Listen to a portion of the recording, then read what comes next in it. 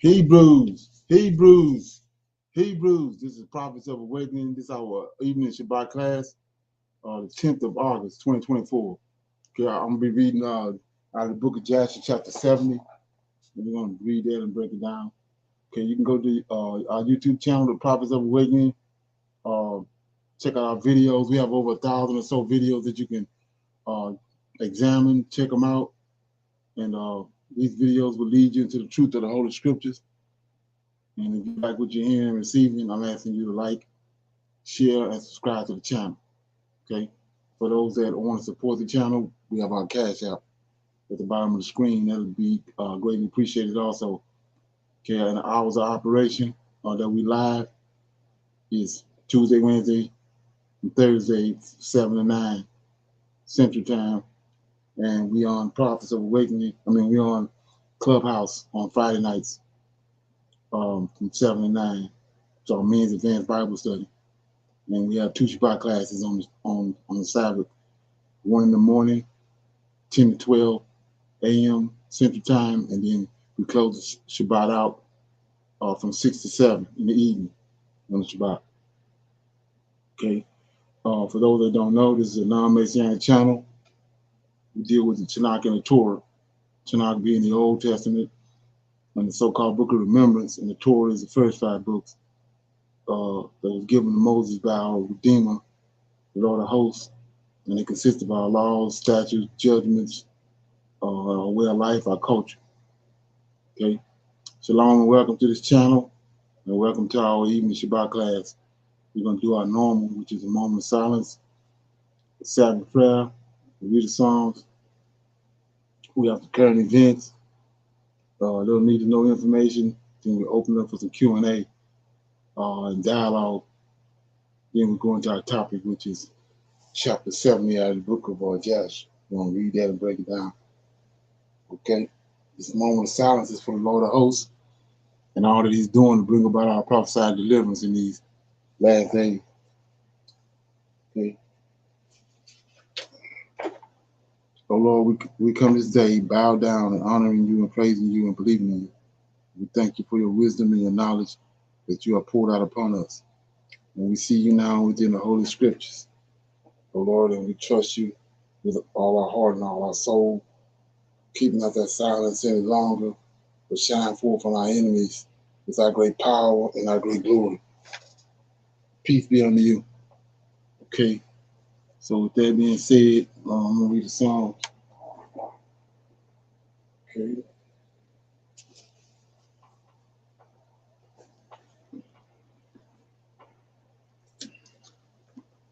Okay. I'm going to read Psalms 83. It's a prayer for the destruction of Israel's enemies. He says, keep not thy silence, O God, hold not thy peace, and be not still, O God, for lo, thy enemies make a tumult, and they that hate thee have lifted up the head. They have taken crafty counsel against thy people, and consulted against thy hidden ones. They have said, come, and let us cut them off from being a nation, that the name of Israel may no more be in remembrance. For they have consulted together with one consent, and they are confederate against thee. The tabernacle of Edom, the Ishmaelites, Moab, Ammon, Moab, the Hagarenes, Gebal, and Ammon, Amalek, the Philistines, with the inhabitants of Tyre. Asher also is joined with them. They have helped the children of Lot, Selah. Do unto them as unto the Midianites, as to Sisera, and as to Jabin at the brook of Kishon, the son, which perished at Endor. They became as dung for the earth. Make their nobles like Oreb and like Zeb, yea, all their princes of Zebulun and Zalmunna, who said, let us take to ourselves the houses of God in possession. O my God, make them like a wheel, as the stubble before the wind, as the fire burneth the wood, and as the flame setteth the mountains on fire. So persecute them with thy tempest, and make them afraid with thy storm. Fill their faces with shame, that they may seek thy name, O Lord. Let them be confounded and troubled forever. Yea, and let them be put to shame and perish, that men may know that thou, whose name also alone is Jehovah, art the Most High over all the earth. So that was Psalm 23 or 83. You should be familiar with that because it tells you in verse 6 who our enemies are, and that the people that got together and caused us to not know who we are in these last days.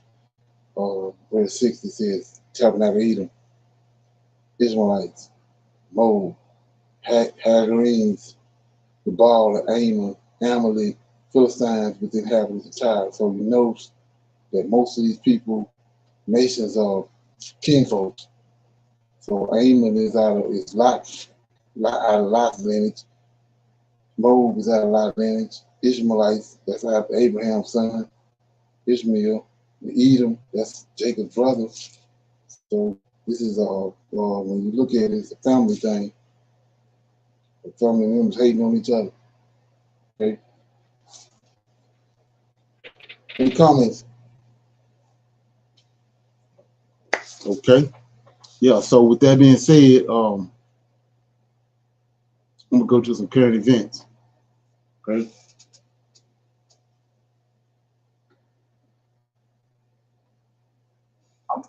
Or you are unemployed, or you've ever been on unemployment, then you need to watch this entire video, because what is about to happen is something that we've only seen once before, and it was actually very scary.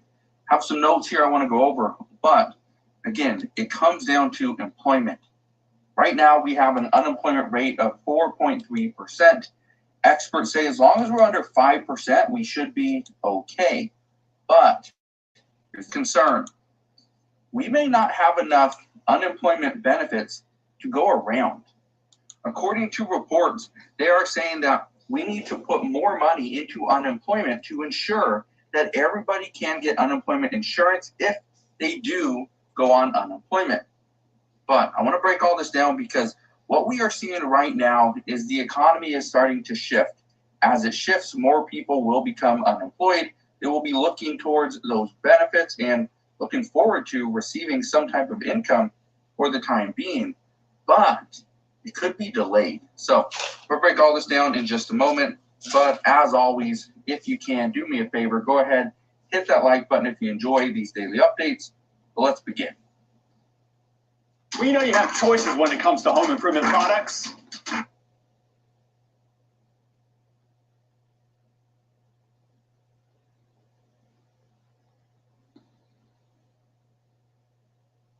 Part of the issue.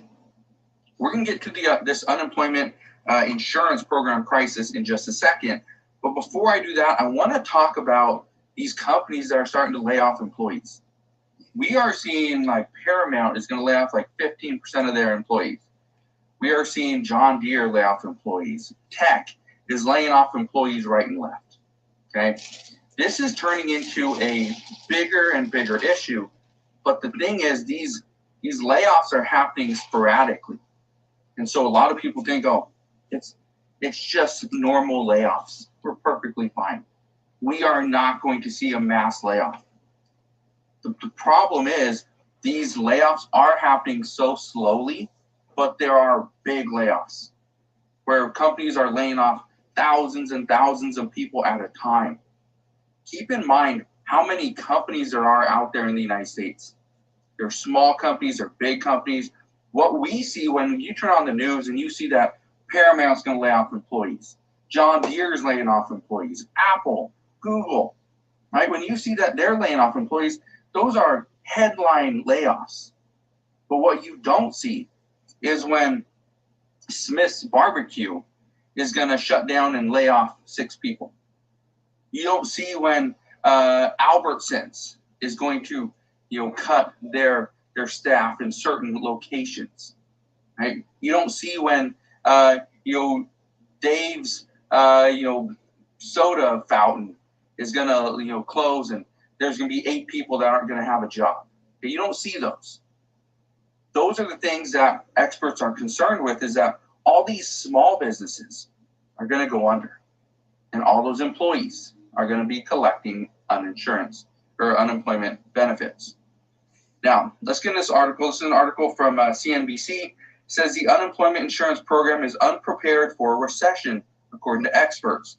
It says the U.S. employment rate has drifted upward over the past year, fueling recession concerns.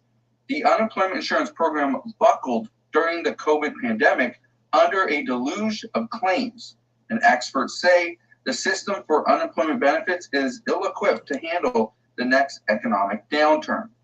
Now, what do they mean by this? Here's the issue. During the pandemic, we jumped up to almost 15% unemployment. That is highly unlikely to happen again outside of another, I'd say another pandemic, okay? Could we see us get over 10% because of an economic collapse? Yes, but outside of some type of health concern, I don't see us getting to 15%. At 15%, we saw about 6 million people collect unemployment benefits, okay? So that was actually pretty big. Now, here's where they're talking about the administration is ill-equipped.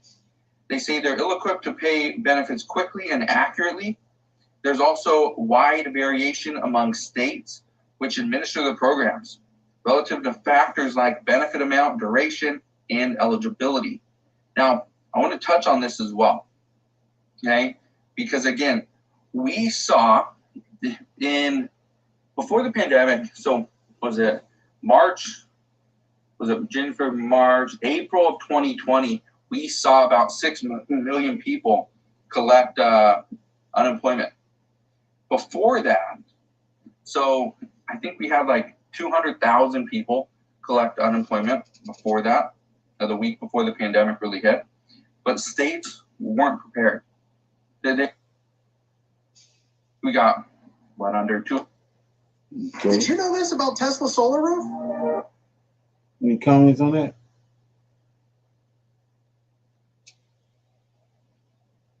Okay.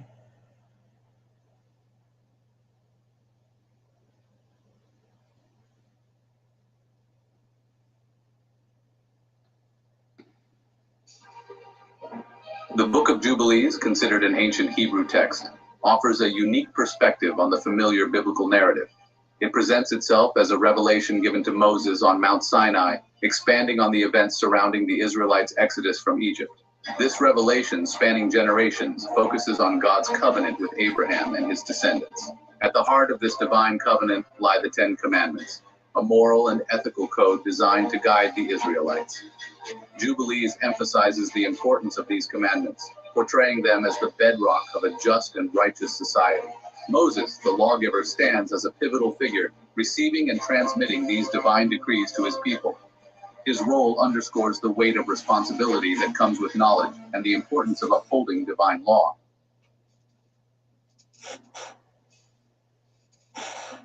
Jubilees. Chapter 1 sets the stage for the book's narrative. It describes the creation of the world, the establishment of sacred times and seasons, and God's covenant with Abraham. This passage emphasizes the sanctity of the Sabbath. The full moon and festival days are key elements of the covenant. The text highlights God's promise to bless Abraham's descendants and grant them the land of Canaan. This promise, however, is conditional on their obedience to the covenant. Jubilees underscores the consequences of disobedience, foreshadowing the struggles the Israelites will face. The passage concludes with the account of Moses ascending Mount Sinai. There he receives the 2 tablets of law, inscribed with the 10 Commandments. This event marks a pivotal moment in Israelite history, solidifying their relationship with God and setting the stage for their future. Centuries later, on another continent, a dark chapter unfolded in human history, the slave trade. For over 400 years, millions of Israelites were forcibly removed from their homes and transported across the Atlantic. Driven by economic greed, European powers established vast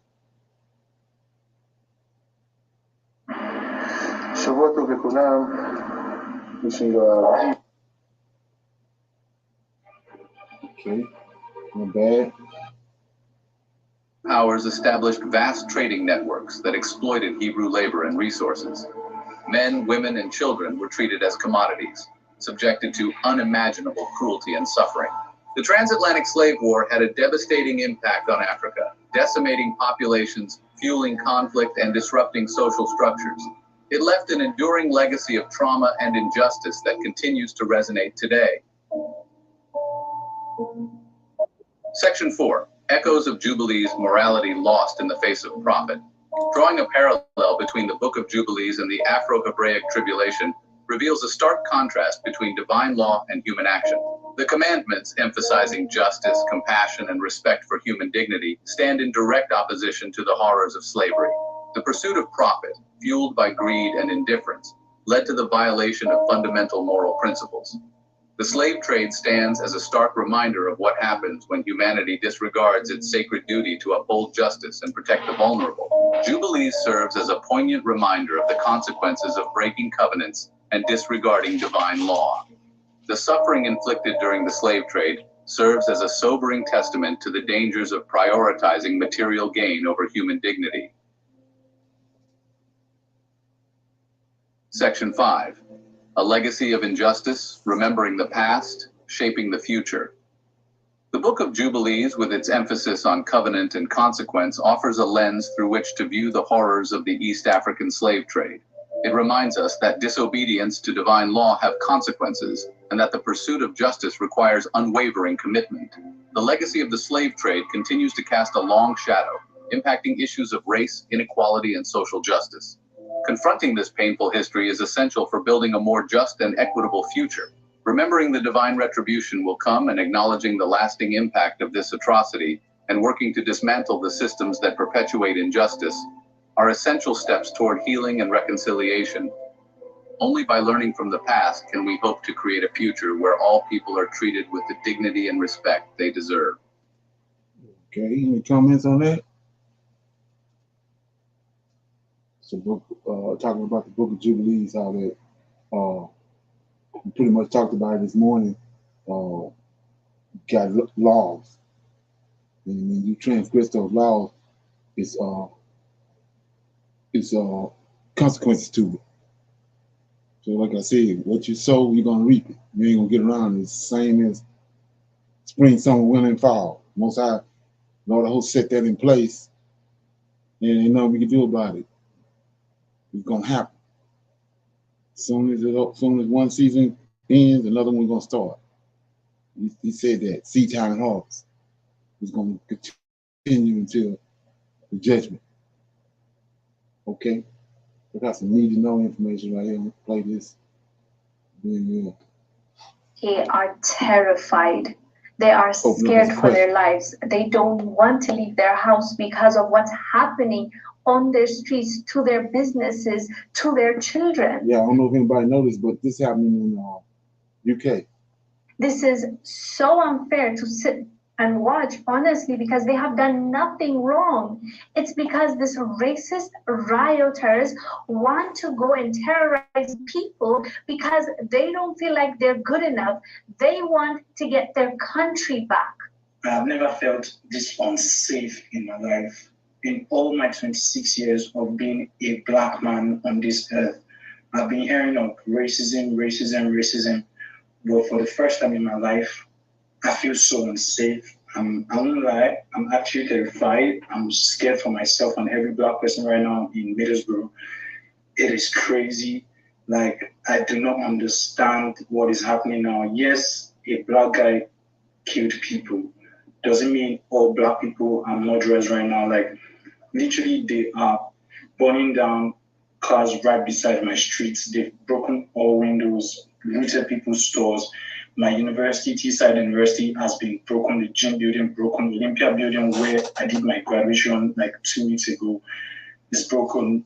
The place where I shot a video about me with bicycle, which is like my last 2 videos on my page, literally everywhere there has been broken, and every black person there has been harassed, either lynched, stabbed, beaten. Like, it is crazy. Like they're literally stopping cars on the road to check if you're black before they can let you pass. New buildings that are made for people. You don't understand. They're just building these houses. They broke everything. Like this is so crazy. I have never felt this unsafe like this, like in my life, all my life. Like I had racism, I had slavery, I had all that, but what is happening right now is crazy in Middlesbrough. What is going on right now is crazy. So for every of my black brothers, my Muslim brothers that are based in Middlesbrough, today, 4th of August, throughout this week, just be very careful. Don't move alone. If you are going anywhere, take a cab if possible. If possible, just stay in your house. Like, it is scary. I am scared. I am terrified. I'm traumatized. This is just crazy that you can be attacked for your skin color. Like, literally, you can't walk the streets right now. Like, I can't go out of my house. Like, I'm locked in. I'm scared to even show my face on the window so they don't break my window. Like, they are breaking people's windows. They are burning people's cars. They are beating up people. So please, you guys should be safe. Thank you so much. Stay safe. Guys, please stay safe. This riot is getting crazy. I was thinking it was little. I felt, oh, it can't happen to me until my family friend just called me how they pursued him. He said he had to run and they were pursuing him. He even had it on camera recorded as they were pursuing him. I hope if he submits it to the police, they can do something about it. But for now, please stay safe. If you're outside on the road, don't use earpod. That's how we walked into danger. Earpod, even here. You need to be conscious of your surroundings at this point, especially if you're using public transport, train station. Be conscious.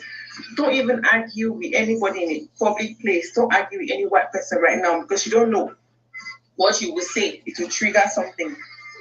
But I don't trust what they are capable of right now because of the riots. And you can't tell who is not part of the movement. I don't even know who they are attacking. If it's blacks, if it's Islams, because it's crazy. At this point, we don't know the trigger because immigrants, everybody's just, because my family friend they pursued, he's a British citizen. He's not an immigrant. I don't know why he was pursued. And I've seen Muslim girls make videos of how they were pursued and attacked. So please, guys, stay safe. I beg. I know you have to go to work. We have to hustle. But if it's like permanent job, something you can call in that you feel unsafe, especially if you use public transport, please call in. Let everything die down for now. If you must go to work, please be conscious of your environment. Good luck, guys. We'll all be fine. Hopefully this comes down soon. Have you seen the terror on that young man's face? He is scared to leave his house. He's even scared to look out the window because he's afraid that they will spot him and do something to him. We've seen how they've been treating our brothers and sisters. Social media showed us all. Terrifying. This is honestly terrifying. They don't care if you're a good person. They don't care if you're a citizen that is upright, that is paying your taxes. They don't care. As long as you're a different skin color, you are going to get it. They're even looting and destroying people's businesses. Hi, I'm JT, and I made Result Hunter.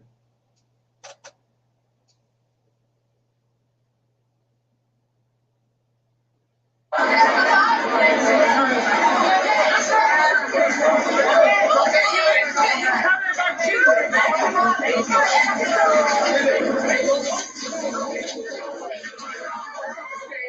they claim that they're patriots.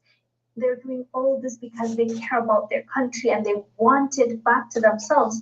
But they're the same people looting businesses from their own, not just Africans, by the way, from their own people.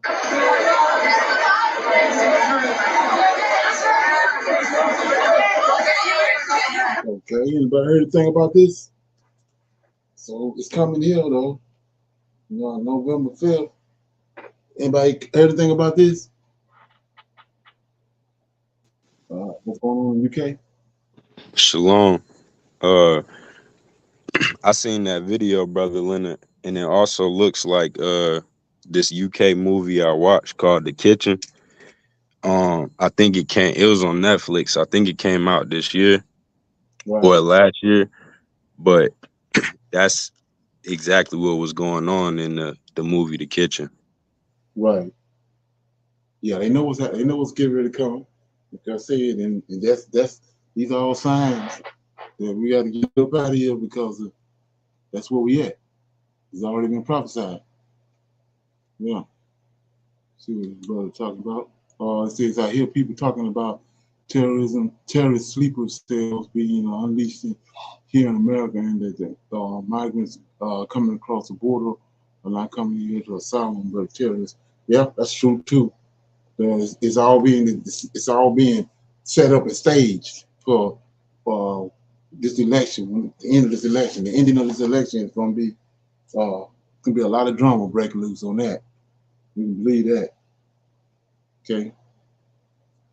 So, with that being said, I'm gonna open it up for some Q&A and questions and comments about anything. Anybody have any questions or comments or about conversation last night, during the week, this morning? Anybody have anything they want to bring out, talk about? Okay, everybody good? So let me go over here and I'll start reading out of the Book of Jubilees. I was going to go back and read that story about what happened to Moses, because it's not in the King James. So check it out. Let me get it.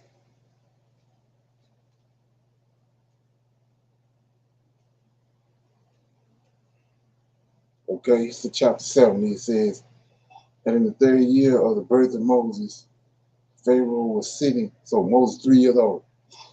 Pharaoh was sitting at a banquet when Al-Parizah, the queen, was sitting at his right hand, and Betha at his left. And the lad Moses was lying upon her bosom, and Balaam, the son of Beor, was his own, and Balaam with his 2 sons. And all the princes of the kingdom were sitting at the table in the king's presence. And the lad stretched forth his hand upon the king's head, and took the crown from the king's head and placed it on his own head. And when the king and the princes saw the work which the boy had done, the king and the princes were terrified. And one man to his neighbor expressed astonishment. And the king said unto the princes who were before him at the table, what speak you, and what say you, O ye princes, in this matter? And what is to be the judgment against the boy on account of this act?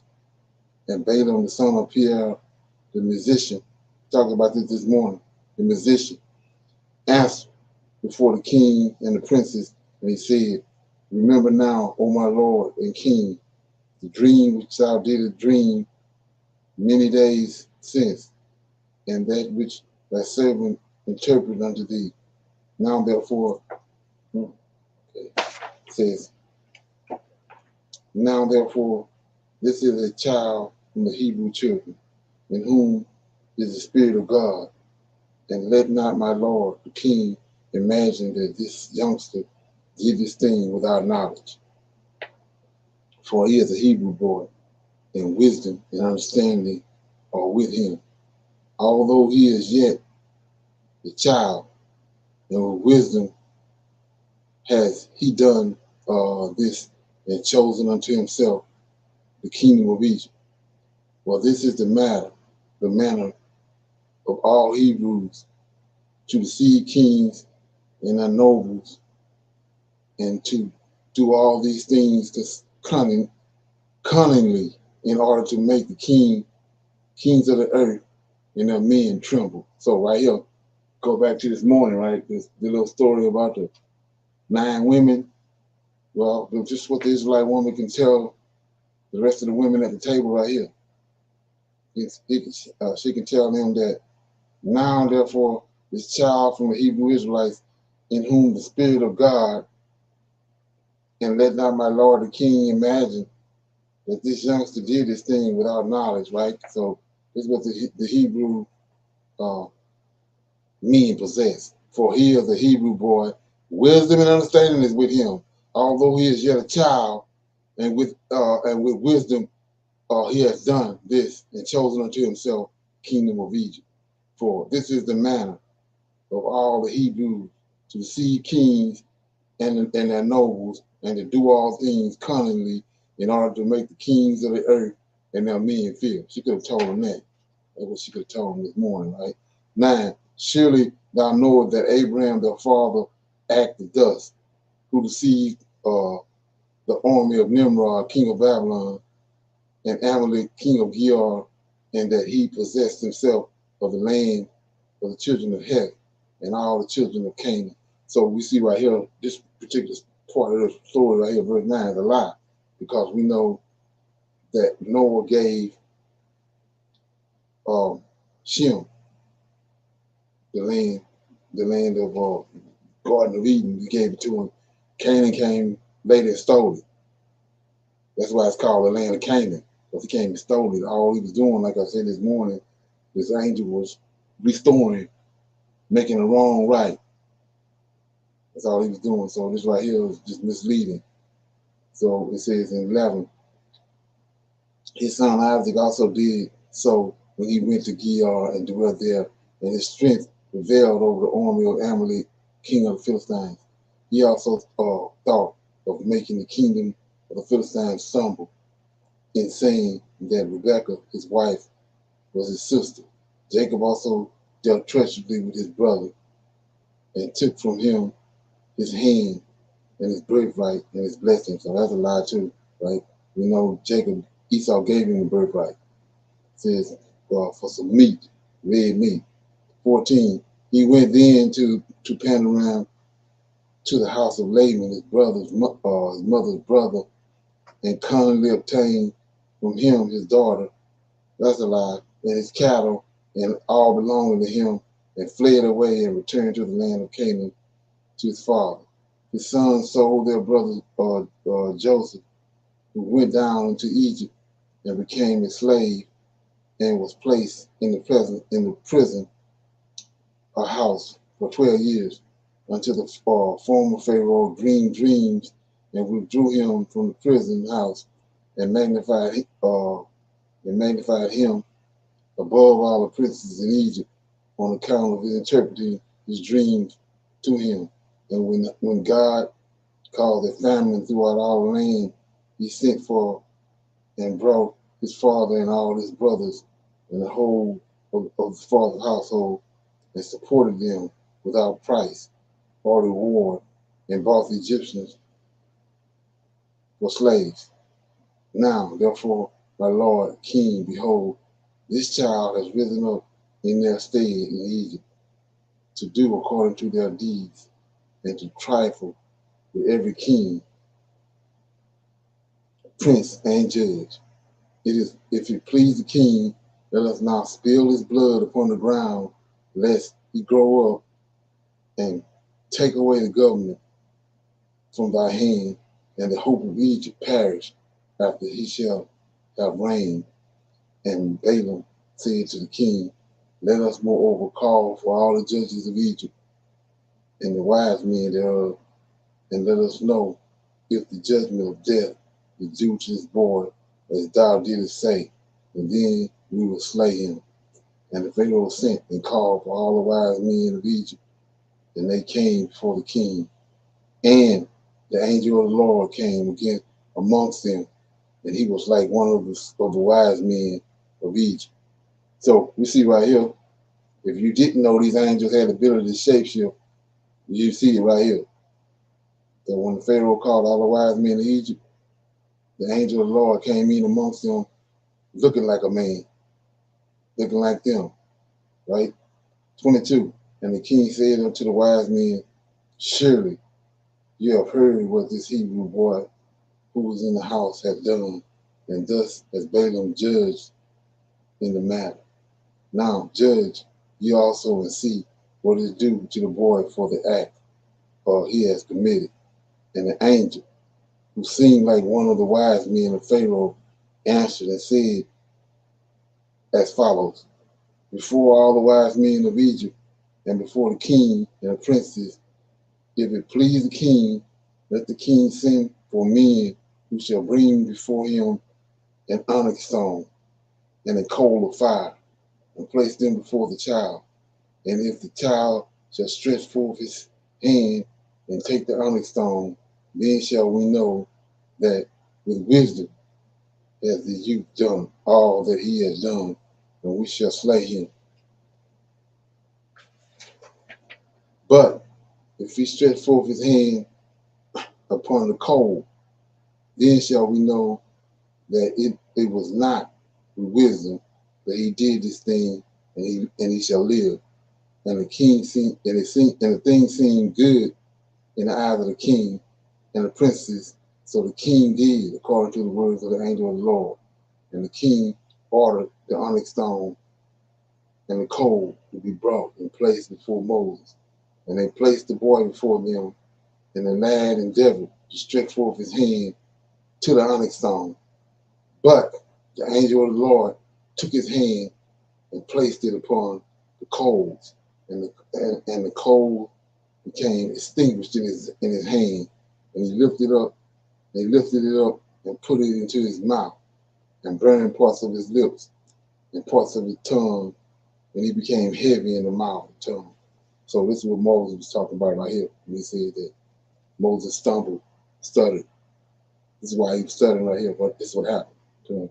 That's why the Lord had already prepared Aaron to speak for Moses, right? Verse 30. And when the king and the princes saw this, they knew that Moses had not acted with wisdom in taking off the crown from the king's head. So the king and the princes refrained from slaying the child. So Moses remained in the Pharaoh's house, growing up, and the Lord was with him. So just for GP, you could do with it what you want. But like I was saying before, on a normal basis, just 5 years ago, yeah, we had a Ibrahim Traore came on the scene in Africa 5 years ago. He'd been dead. It had been beheaded him. But for some reason, it ain't happened. Right? So we see right here, Moses should have been dead. But it didn't ever happen. Moses lived out his purpose. Okay? So it says, so the king and the princes refrained from slaying the child. So Moses remained in the Pharaoh's house, growing up, and the Lord was with him. And while the boy was in the king's house, he was robed in purple, and he grew amongst the children of the king. And when Moses grew up in the king's house, after the daughter of Pharaoh considered him as a son, and all the household of Pharaoh honored him, and all the men of Egypt were afraid of him. And he daily went forth and came into the land of Goshen, where his brethren, children of Israel, were. And Moses saw them daily in shortness of breath and hard labor. And Moses asked them, saying, where is this labor meted out unto you day by day? Right? So he asked them, what's the situation? Why y'all, what's happening? What happened to y'all? Why is this going on? And they told him all that had befallen them and all the injunctions which the Pharaoh had put upon them before his birth. And they told him all the counsel which Balaam, son of Beor, had counseled against them, and what he had also counseled against him in order to slay him when he had taken the king's crown from off his head. And when Moses heard these things, his anger was kindled against Balaam, and he sought to kill him, and he was in ambush for him day by day. And Balaam was afraid of Moses, and he said, he and his two sons rose up and went forth from Egypt, and they fled and delivered their souls and betook themselves to the land of Cush, to Cancush, king of Cush. And Moses was in the king's house, going out and coming in, and the Lord gave him favor in the eyes of the Pharaoh and in the eyes of his servants and in the eyes of all the people of Egypt. And they loved Moses considerably. So right here, like I said before, it's the hand of the Lord right here, right?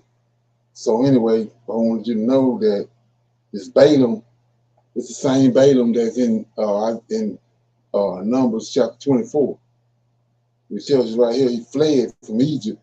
He was afraid of Moses. Moses was trying to kill him, so he fled from Egypt. So when the Israelites was delivered out of Egypt, and they was in the wilderness. It's the same Balaam that was dealing with the king of Moab. They wanted king of Moab, I'm thinking it's Moab, Ammon. King of Ammon wanted Moses. He wanted Balaam to curse the Israelites. And this same Balaam right here, his two sons is Janus and Jambres, the same two men that threw their swords down, threw their staff down, they turned into snakes. Same people. Okay. So I'm gonna keep going. 41. And the day arrived when Moses went to Goshen to see his brethren, that he saw the children of Israel in their burden and hard labor, and Moses was grieved on their account. And Moses returned to Egypt and came to the house of the Pharaoh and came before the Pharaoh,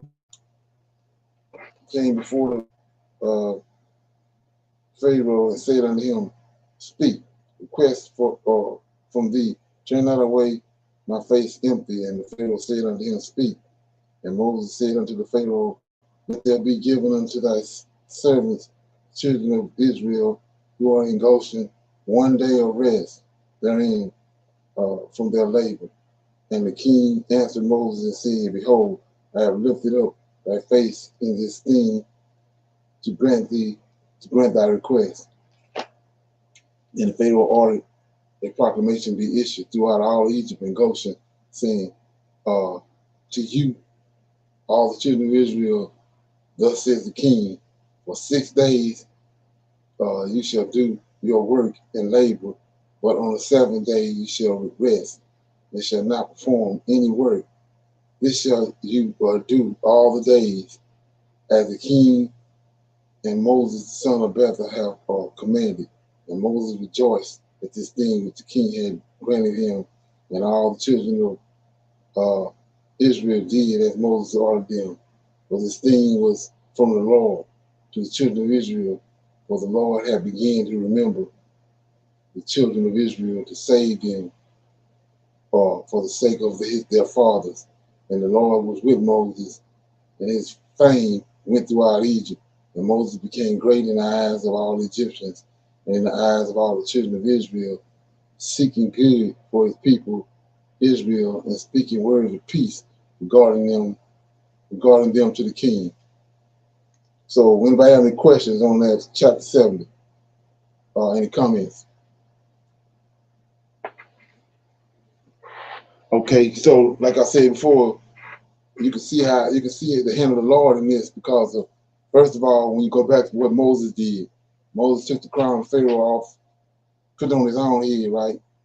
And then the angel of the Lord came amongst them and gave a request to the Pharaoh, and the request was put a onyx stone and a coal before Moses and see which one would he gravitate to. Would that ring a bell for anybody?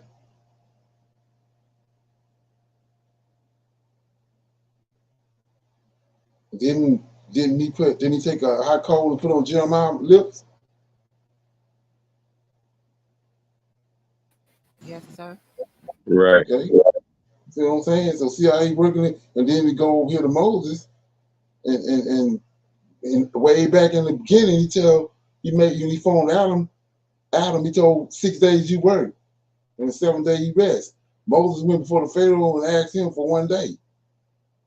Ain't that what the Israelites was already doing before they came into Egypt?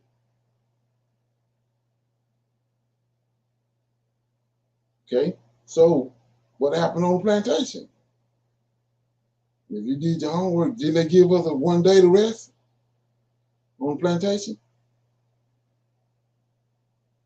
Yeah, they did. It So did. right. So it say right here. This is my reason for bringing this out. It says 47. Did you, all the children of Israel, thus says the king, for 6 days you shall do work and labor, but on the 7th day you shall rest and shall perform my work. Thus shall you do all the days of all the days. as the king and Moses, the son of Bethel, have commanded. He not understanding that you already started helping the Most High deliver the Israelites. But anyway, 28. Moses rejoiced at this thing which the king had granted him, and all the children of Israel did as Moses ordained them. Now here you go. Apply this to today. For this thing was from the Lord to the children of Israel. For the Lord had begun to remember the children of Israel to save them for the sake of their fathers. So ain't that happening now? So it didn't started. It already started. This was a sign. The Lord, the hand of the Lord, when you see the hand of the Lord, then we know he already begun to working on these people, on the powers that be. We already see it. One of them was, like I said before, is he turned our enemies against each other. They don't have no reason to be fighting against each other, but he turns our enemies against each other. That's how we know that's his hand. And when we see that, we know he already begun fighting. Like I'm saying about the guy, Abraham. He been dead. It had been got to him 5 years ago. He's been gone. They been found his body somewhere in the Sahara Desert somewhere, and his head over in Yemen. But it ain't happened. Some supernatural divine is going on. And I'm calling it the hand of the Lord. Okay? So what I do is read one more chapter. That should take us to an hour, right? I'm in 71. And when Moses was 18 years old, come on, he desired to see his father and his mother, and he went to them to Goshen. And when Moses had come near Goshen, he came to the place where the children of Israel were engaged in work.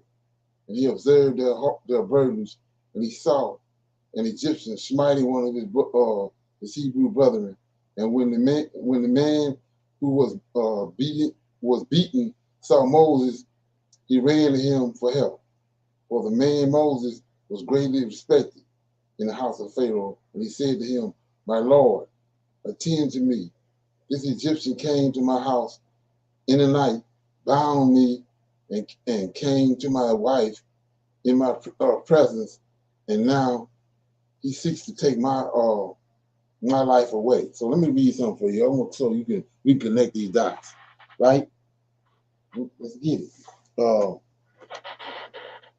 know if you forgot this or not, but I'm always reading out of that. It's in the book of Adam and Eve, right? Look at it. It says, "This is an Egyptian." Okay, you got the brother, the Egyptologist, always bringing up the Egyptian and getting him mixed up with the Israelite man, two black men. You got a 6-day man, then you got Adam. So it says right here, this is the children of Cain before the flood. This is what they was doing. Verse 7. Then Satan saw that they obeyed Tubal and listened to him, and everything he told him, he rejoiced greatly. And he increased Tubal's understanding until he took iron, and with it he made weapons of war. And then when they were drunk, hatred and murder increased among them. One man used violence against another, and Satan would teach him evil in that one man would take another man's children and defile them before him. Now let's look at what he says. So this is what wickedness is. It had nothing to do with Israelites. So the man said right here, and when the man had returned home, he thought of repudiating his wife, for it was not right. No, go back up. So it says, verse 2, and when the man who was beaten saw Moses, he ran to him for help. For the man Moses was greatly respected in the house of Pharaoh. And he said to him, "My Lord," talking to Moses, "attend to me." The Egyptian, the one that these Negroes raising up, this Egyptian came to my house in the night, bound me, and came to my wife in my presence. And now he seeks to take my life. So we came in there, bound him. That means he's a mighty man. Like I told you in Genesis chapter 10. From the Egyptians came all these giants. So he came in there, bound this man, then raped his wife in front of him. That's what he's saying. Slept with her in front of him. It's the same thing he was doing before the flood. So these Negroes got the Egyptians misdiagnosed. So anyway, it says, in my presence, and now he seeks to take my life. So he done went with him, he done bound him, slept with his wife, and now he want to kill him. Sound like Cain to me. So 3, and when Moses heard this wicked thing, see that? This is what wickedness is. When Moses heard this wicked thing, his anger was kindled against the Egyptian. And he turned this way and the other, and when he saw there was no man there, he smote the Egyptian and hid him in the sand and delivered the Israelite from the hands of him who smote him. Okay? And the Hebrew went to his house, and Moses returned to his home and went forth and came back to the king's house. And when the man had returned home, he thought of repudiating his wife, for it was not right in the house of Jacob for a man to come to his wife after she had been defiled, right? So after a woman is defiled, the man is supposed to deal with her again. So everybody asked the question, what did Adam do in the garden? The serpent did the same thing right here that the Egyptian did. The serpent came in the garden and slept with Eve. Adam was standing there. She got defiled, but Adam came, turned right around and went into her anyway. That's what he did in the garden. Anyway, let's keep going. And the woman went and told her brothers, and the woman's brothers sought to slay him, and he fled to his house and escaped. And on the second day, Moses went forth to his brethren and saw, and behold, 2 men were quarreling. And he said to the wicked one, why doest thou smite thy neighbor? And he answered him and said to him, who has set thee for a prince and a judge over us? Doest thou think to slay me as thou didst slay the Egyptian? And Moses was afraid, and he said, surely the thing is known. And the Pharaoh heard this affair, and he ordered Moses to be slain. So God sent his angel, and he appeared under the Pharaoh in the likeness of the captain of the guard. And the angel of the Lord took the sword from the hand of the captain of the guard and took his head off with it, for the likeness of the captain of the guard was turned into the likeness of Moses. Okay? Let that firmate, right? And the angel of the Lord took hold of the right hand of Moses and brought him forth from Egypt and placed him from without the borders of Egypt, a distance of 40 days' journey. And Aaron and his brother alone remained in the land of Egypt. And he prophesied to the children of Israel, saying, thus saith the Lord God of your ancestors, throw away each man the abomination of his eyes, and do not defile yourselves with the idols of Egypt. And the children of Israel rebelled and would not hearken to Aaron at this time. So let's look at this right here. So now we see this at the end of the captivity. Getting to the end of the captivity, he sent Aaron. Aaron told him the truth. Look what it says, 13. Thus says the Lord God to your ancestors, throw away, JC idol now, throw away each man the abomination of his eyes, as JC, and do not defile yourselves with the idols of Egypt. And the children of Israel rebelled. Well, what do you mean? They kept on dealing with him. They kept dealing with the idol. Says, and the children of Israel rebelled and would not hearken to Aaron at this time. And the Lord thought to destroy them. Were it not that the Lord remembers the covenant which he had made with Abraham, Isaac, and Jacob. In those days, the hand of the Pharaoh continued to be severe against the children of Israel, and he crushed and oppressed them until the time when God sent forth his word and he took notice of them. So notice how when Aaron came, they didn't hearken to Aaron. So the punishment continued on. He didn't even increase. So same thing. It's nothing new under the sun. The time is coming now that we've been dealing with idol for 2,500 years. And Most High sending for men to let you know that JC ain't hitting on nothing. And when it comes to their ears, they rejecting it. Okay? Like I said, it's nothing new under the sun. But I want to shine a light on this before I close out. So let's look at what happened with the angel of the Lord. It says in verse 9, it says, the Pharaoh heard of this affair, and he ordered Moses to be slain. So God sent his angel. Yahweh sent his angel, Michael, right? And he appeared unto the Pharaoh. Look at this. He appeared unto the Pharaoh in the likeness of the captain of the guard. So who the captain of the guard? That's the strong man for Egypt. Just like Michael's the strong man in heaven. So the angel came down to the Lord of hosts of the Egyptians, right? And he took the Lord of hosts sword out of his sheath, cut his head off. But when he cut the captain of the guard head off, he made it appear to the people like he was Moses. So he took off his head with it, for the likeness of the captain of the guard was turned into the likeness of Moses. So this is why they wasn't pursuing Moses the whole time he was in the wilderness and when he went to the Midian to Jethro's house.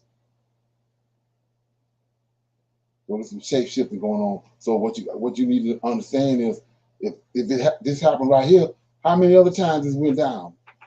I was telling you about in the book of Ezekiel, in the book of Isaiah, when he says that the king of Tyre, you're talking to the king of Tyre, but everything he's saying is Satan.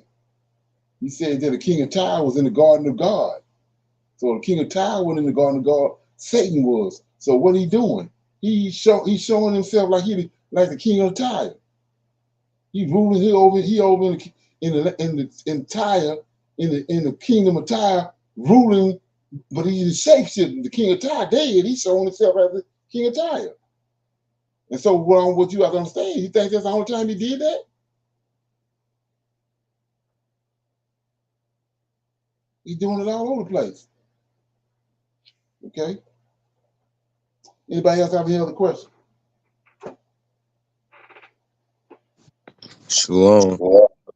Brother Leonard, I wanted to ask you in verse in 71 and verse 11 of Jasher, it says the angel of the Lord took hold of the right hand of Moses and brought him forth from Egypt and placed him from without the borders of Egypt, a distance of 40 days journey.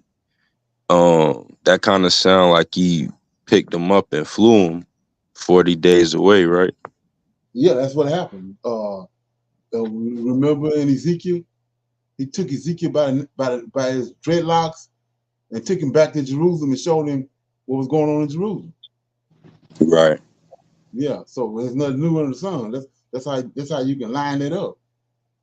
And then remember it wasn't Obadiah, it was Nahum. I think it's Nahum. Nahum, he took Nahum and placed him at the den when Daniel was in the lion's den for him to feed him. Right. Yes, sir. Yeah. Okay. Yeah. But like I said, we look over them things because that's too that's unbelievable. So that's too that's gonna go against the New Testament. So can't deal with it. Ain't that something? So you good? All right. You good? Everybody I'm good? Okay. Everybody good?